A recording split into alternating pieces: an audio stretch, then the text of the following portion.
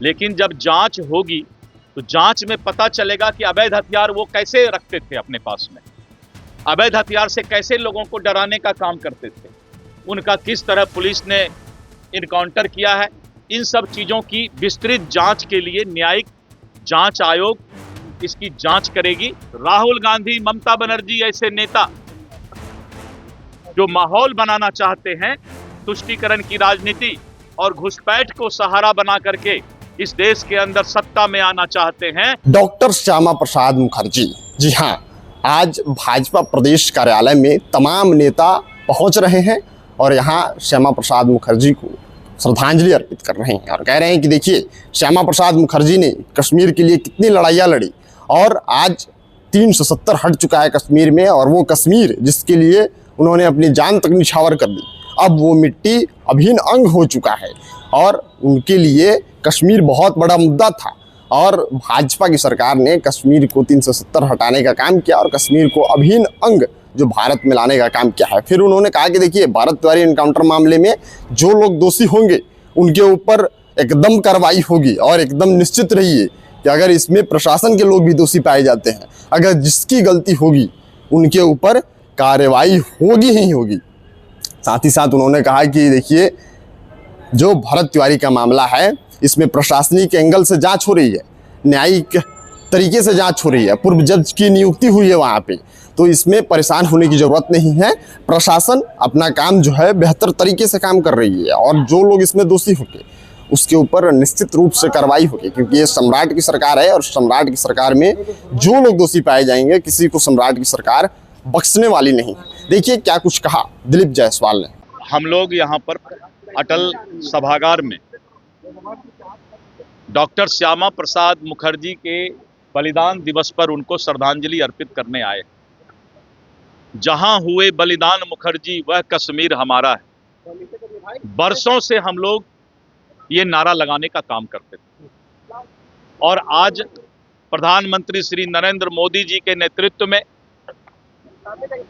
अमित शाह जी के कुशल प्रशासन में जिस तरह से कश्मीर के अंदर उग्रवादी और पत्थरबाज का सिलसिला बंद हुआ और 370 धारा वहां से हटाया गया, मैं धन्यवाद देता हूं दुनिया के सर्वाधिक लोकप्रिय नेता और देश के यशस्वी प्रधानमंत्री श्री नरेंद्र मोदी जी को कि आपने डॉक्टर श्यामा प्रसाद मुखर्जी जी को उनके बलिदानी पर जो श्रद्धांजलि अर्पित किया है वो देश कभी भूल नहीं सकता है।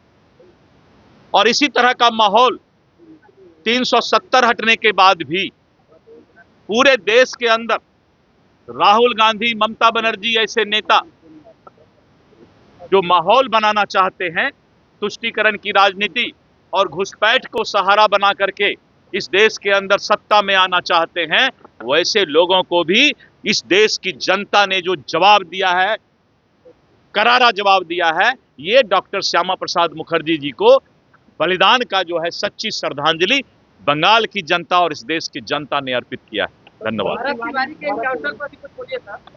उस पर तो आपने देखा कि बिहार सरकार ने बहुत संवेदनशीलता के साथ न्यायिक जांच का गठन करने का जो है घोषणा किया है। उसकी न्यायिक जांच होगी कि आखिर भरत तिवारी जी जो हैं उनके पास अवैध हथियार आया कहां से और उनका किस तरह पुलिस ने इनकाउंटर किया है। इन सब चीज़ों की विस्तृत जांच के लिए न्यायिक जांच आयोग इसकी जांच करेगी और जिसका घोषणा माननीय मुख्यमंत्री जी कर चुके हैं। जी ने कहा है चूक हुई है पुलिस से, आप क्या मानते हैं? जिस चीज का न्यायिक जांच होगा उस जांच के पहले ना तो आप मीडिया के लोग को कुछ बताने का जरूरत है, ना उन्होंने ठीक कहा है, उन्होंने अपने स्तर से ठीक कहा है क्योंकि वो अधिकारी हैं। लेकिन जब जांच होगी तो जांच में पता चलेगा कि अवैध हथियार वो कैसे रखते थे अपने पास में, अवैध हथियार से कैसे लोगों को डराने का काम करते थे और इनकाउंटर के वक्त पुलिस से क्या गलती हुई, इन सब सारे चीजों पर जांच होगी। संजय राउत ने एक नाथ शिंदे को प्रेग्नेंट बताया। संजय राउत की भाषा तो सुना आपने दिलीप जायसवाल ने क्या कुछ कहा कि अगर इसमें प्रशासन के लोग भी दोषी पाए जाएंगे, ऐसा नहीं है कि अगर प्रशासन के लोग दोषी पाए जाएंगे तो उनको बख्श दिया जाएगा, नहीं। अगर प्रशासन की लापरवाही होगी, प्रशासन की कमी होगी, प्रशासन की गलती होगी तो उनके ऊपर भी जांच बैठेगी और उनको भी उस रास्ते से गुजरना होगा जिस रास्ते से कोई और गुजरता है। यानी अगर अपराधी करता है तो उसको सलाखों के पीछे जाना पड़ता है, तो अगर प्रशासन की गलती होगी तो प्रशासन भी इसमें उसी रास्ते से गुजरेगी। बने रहिए आप खबर पॉइंट के साथ, मैं सोम भादे।